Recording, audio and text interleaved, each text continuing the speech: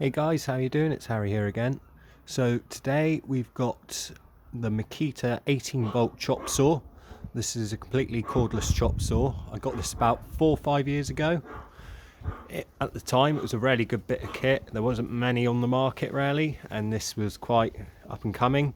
Considering now some sites don't like you using corded tools, this is it's actually quite, well, it's good to have really.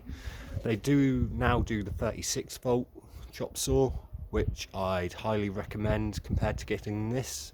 So if you are thinking about getting a cordless chop saw, I'd recommend the Makita 36 volt. Also, I've seen the DeWalt 54 volt being used, which is good, but I'd still recommend the 36 volt Makita because you get more of a cutting. You can cut more on it, pretty much thicker timbers and what have you, compared to the DeWalt. But back to this one. This one's got a few features that I quite like. We've got this dual bevel system. So we've got one here at the bottom. Just undo this here to release that. And then one here at the top to release that. So we've got this nice dual bevel, so we get a nice, quite good size cut timber we'll get on there. To lift it up, we just pull this pin out here, like so. And to get our mitre, we just push down, if you can see, push down on that, pull it inward. It locks onto 0 and 45, I believe.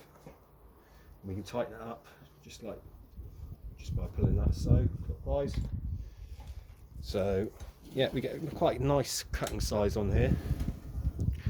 It does struggle with some timbers due to the size of the blade.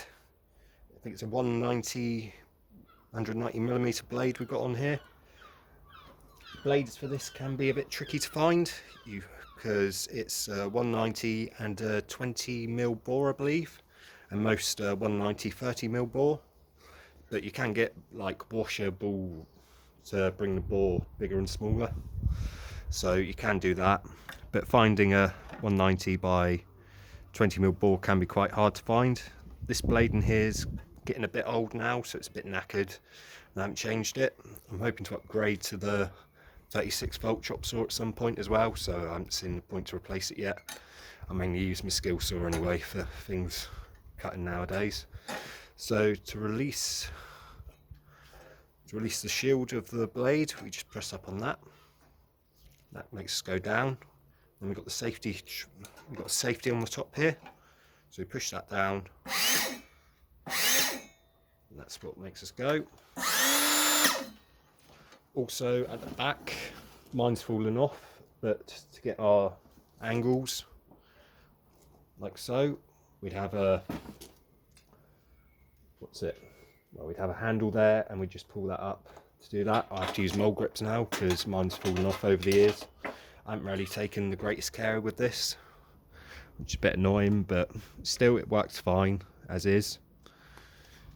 So yeah, those are the most key features. Also got these pull down bits at the side here. If you're cutting angles, you want to keep them out at all times, otherwise you'll cut through like I have in the past and ruin some blades. We've also got screw holes here. We can screw it down into a workbench if needed, and also I think you can get most benches now that can fit these kind of saws quite well. So yeah, there's most of the key features of it. It's quite a small motor, so it does struggle sometimes if you haven't got a sharp blade in there. But yeah, it's a good little saw.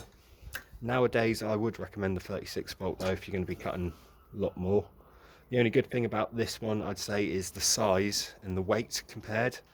I'd say the 36 volt probably weighs twice the weight of what this one does. And also this one is probably about, I think it's about £100 cheaper at the minute compared to the 36 volt. But then you pay for what you get, and I'd say I definitely recommend going for the 36 volt. But yeah, I've got some timbers here I just want to cut.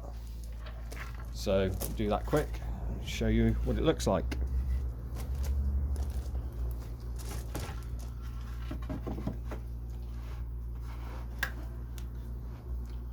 There's no light built into this either, which can be quite annoying, sadly.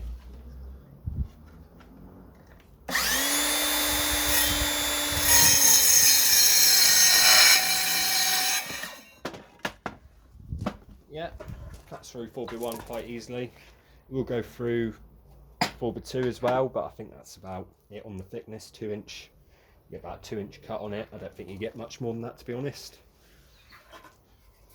An angle on it, a mitre on one. So want to keep your fingers as far away as possible when using one of these.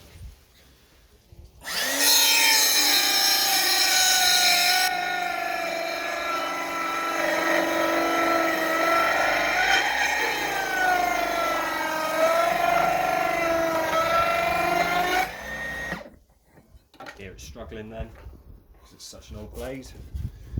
But yeah, it still does the job. Not the neatest cut in the world because it's an old blade, but still pretty damn good. So yeah, it is a very handy thing to have, especially it being cordless. Getting blades can be quite tricky, as I've said, and if you're thinking about getting one, I would highly recommend the 36 volt, but if you're interested in this one, this is the 18 volt model. Show the model number on there if you're interested. DLS713. Also there at the back for a dust extractor. It does come with a bag.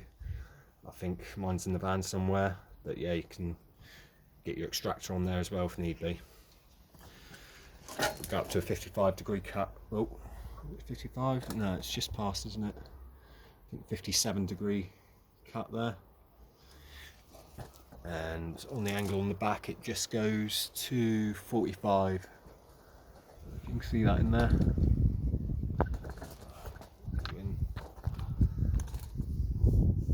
Better view. Goes to 45 there. But yeah, what it is, it's nice, small, it's light, compact, goes away quite nicely.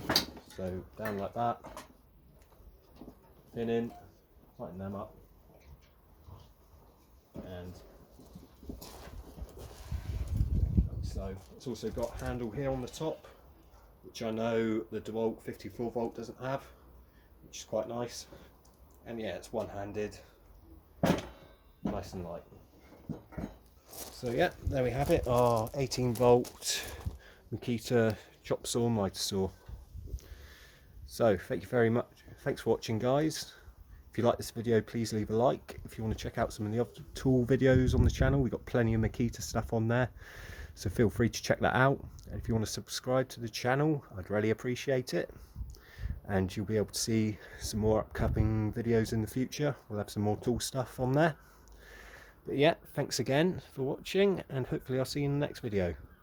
Bye for now.